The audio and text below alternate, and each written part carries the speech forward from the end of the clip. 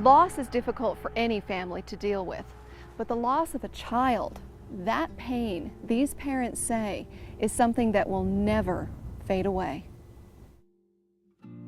It was such a huge change for all of us. And there's just always something. So how to make a change or go back to a regular lifestyle, you went back to work, tried to figure out what to do there, then just try to keep things going here at the house, I guess. There isn't any normal after that. It was very hard for it to sink in. You know, it was such a magnitude. You know, first of all, we were dealing with our own loss, and then to start thinking about the magnitude of the loss. Still, even today, it's just overwhelming. When you multiply it out, you know, you start thinking about the sheer numbers of people that were affected by the loss, and by the tragedy. It's an incredible number of people.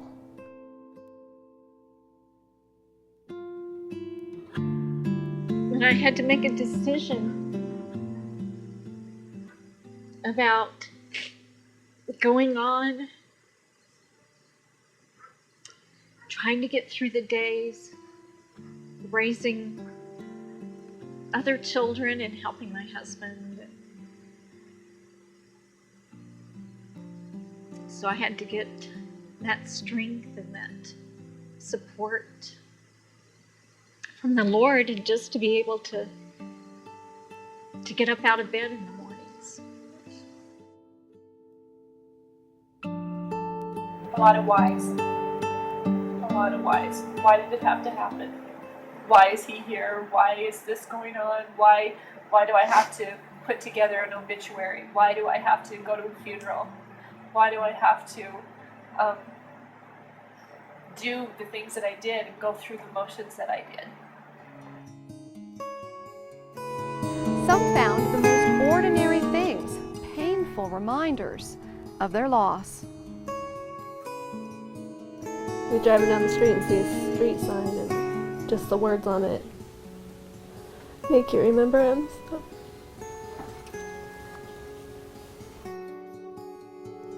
You know, it's hard. He's forever 21. But these, you know, the kids he went to school with keep getting older and moving on. And, you know, I think that's hard. That's one of the hard things, I think, for me. I don't think people can understand the magnitude of just how terrible you feel for so long. I'm never going to have my brother in my wedding. I'm never going to have him. I never had him at my graduation. I never had him when I took state of wrestling. I never had him at all the things I want him to have, man. As a mother, you never want to see your kid hurt. And this is a hurt that you can't fix. People say, well, hasn't that been a long time? Don't you just get over it? I think when you lose your child, you don't ever get over it. No amount of time can create new memories or replace the loved ones they lost. A big part of you dies when your child dies, and that part of you never comes back. It's gone forever. I just wish I could talk to him. We do have a video of him talking, so we're able to still hear his voice. So whenever I want to hear him laughing, because he was always laughing, I can pull that out. And sometimes it makes me cry, but most of the time it makes me laugh. And I think I know what a broken heart feels like. And you talk about being heartbroken, and that's what it is, you know. And it mends, things get better, but it's not the same. You know, the family isn't the same. Kids are, you know, not the same. They're changed. Jim and I are changed.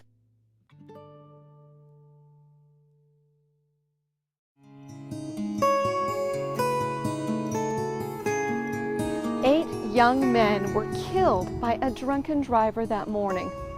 That's a loss their families and friends will bear for the rest of their lives. A simple decision not to drive drunk could have prevented it all. We didn't do anything wrong, we're just paying for it. They were just young men that could have offered so much to so many people. That's what is so stupid about this crash. I can't believe how many lives one simple, senseless task can do. It's just unbelievable. Find a way, the strength to carry on, and a way to use it, to use your child's life in a way that's good, that's going to help others. If I keep Shane alive in other people's minds, then he's still here. I want people to know about my son. You see something on the news, you say, oh boy, that poor kid, man, that's too bad. He got killed by a drunk driver. Well, the families, what they don't realize, the families are really going through some tough stuff, and there's just a lot of repercussions that you just can't even imagine. What just a few seconds can do is amazing, and the number of people that it affects, is just amazing. I think that's been one of the hardest things to learn to live with, was that the drunk driver that killed them didn't give them a chance to live. There's a lot of pain, and it doesn't go away, it's forever. That pain is always there. 8 people anywhere at one time is 8 people. I don't think it'll be forgotten. I'm hoping that it will be learned.